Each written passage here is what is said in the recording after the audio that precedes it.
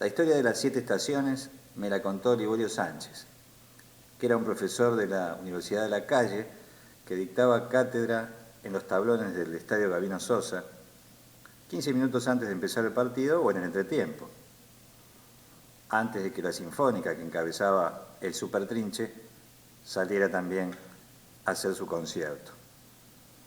En esas tardes se hablaba de todo, y recuerdo esto muy bien porque fue un día que me preguntó por la escuela, por la historia, y me dijo, lo de las 7 estaciones no te lo contaron. Y yo apenas sabía algo sobre San Martín y Belgrano. Así que escuché con mucha atención el relato del profesor Liborio Sánchez, que me dijo más o menos esto.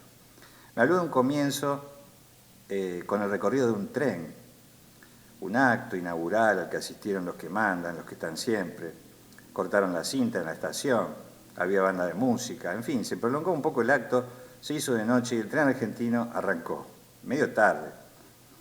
Como era de noche, esa primera estación, que según decía la hoja de ruta se llamaba Estación Identidad, no la pudimos ver muy bien, permaneció como en las sombras, así que esperamos la segunda estación que nos dijeron que estaba pegadita a la Estación Identidad, que se llamaba Estación Principios, pero tampoco pudimos bajar allí, porque la Estación Principios, según se nos dijo, estaba en obras, así que el tren siguió, y según la hoja de ruta, la que seguía era la Estación Verdad. Estaba un poco lejos, así que nos preparamos para un viaje largo, pero fue más largo de lo que esperábamos todos. No llegábamos a Estación Verdad, y en el apuro vimos que el tren bajaba a su ritmo de marcha, nos asomamos a la ventanilla y vimos que una gente le hacía señas al tren. Cuando subieron nos enteramos que eran amigos del maquinista y que eran los vendedores de humo. Los vendedores de humo, amigos del maquinista, le propusieron, cuando se enteraron de que el tren estaba muy demorado, tomar un atajo. Y así hicimos, tomamos un atajo y después otro y así muchos más, pero no llegamos a la Estación Verdad. Como a las cansadas, apareció en el horizonte una estación. Creímos que era la Estación Verdad, después de tantos atajos que habíamos tomado, pero al acercarnos vimos que el cartel decía otra cosa, era la Estación Promesa. Ahí sí pudimos bajar, nos dejaron bajar. En la Estación Promesa, tanto la gente que estaba allí en el andén como los vecinos que estaban cerca, ya que teníamos más de una hora para permanecer en el lugar, aprovechamos para distraernos, estirar un poco las piernas y caminamos. Y vimos gente contenta, gente alegre, gente que tenía una sonrisa. Vimos caballitos de batalla, pero los caballitos de batalla eran como de juguete, era parte de una comedia lo que estábamos viviendo. Tenían diferentes colores, pero no se peleaban entre sí, en realidad parecía un juego. También había tribus, pero las tribus no eran belicosas, no eran hostiles, eran más bien cordiales. Así que entre tribus cordiales y caballitos de batalla de juguetes y muchas sonrisas de vecinos y transeúntes, nosotros también empezamos a sonreír, sobre todo cuando nos dijeron, y nosotros creímos, que el futuro era todo nuestro, que estábamos condenados al éxito y que ninguno de nosotros moriría y que seríamos eternamente jóvenes. Con todos esos datos que creímos, volvimos al tren con una sonrisa. Más que una hora nos parecieron unos pocos minutos. El paso por la Estación Promesa había sido fugaz, pero alegre.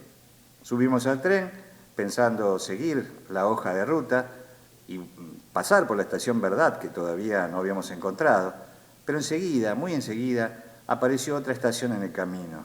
Y esa estación apareció de la nada, por lo tanto creímos que nos habíamos perdido nuevamente o que habíamos ido en círculo. En fin, ni el maquinista ni todos los que íbamos en el tren supimos bien por qué, pero llegamos a la estación Extravío. En la estación Extravío bajamos y vimos un panorama similar a Promesa. Estaban las tribus, estaban los caballitos de batalla, estaban los vecinos y los transeúntes. Pero si bien era todo muy parecido, había algo, un aire, un gesto, que ya no era el mismo. Los vecinos y transeúntes no sonreían, es más, su sonrisa parecía falsa, impostada, cuando lo hacían. Y las tribus y los caballitos de batalla también eran los mismos pero distintos. Los caballitos de batalla ya no tenían colores, eran grises, de un gris sepia, gastado, y además se peleaban entre sí. Vimos rodar varias cabezas, es más, vimos también sangre. Y además las tribus, que antes eran cordiales, ahora eran totalmente inamistosas. Eran tribus ásperas, tribus furiosas, que se enfrentaban entre sí. Lo que más nos llamó la atención de ese paso por la estación Extravío fue que todas las tribus querían tener razón y querían suprimir la existencia de las otras tribus. Por tener la razón, decían, somos los únicos que tenemos derechos. Así fue entonces que salimos de Extravío, volvimos al tren y nos subimos rápidamente, habiendo olvidado un poco lo que se nos había dicho en promesa. Ya la sensación era otra, era agridulce. En ese momento del relato de Liborio Sánchez, el Super Trinche y sus muchachos salían otra vez a la cancha, se interrumpió el relato de las 7 estaciones y entonces tuve que empezar de nuevo pensando qué habría pasado después de la estación Extravío. Pero eso lo veremos en otro relato.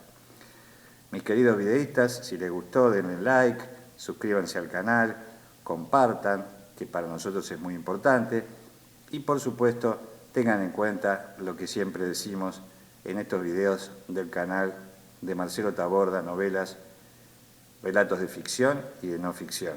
Recuerden siempre que Superhéroe Argentino jamás de los jamases abandona la lucha. Muchas gracias.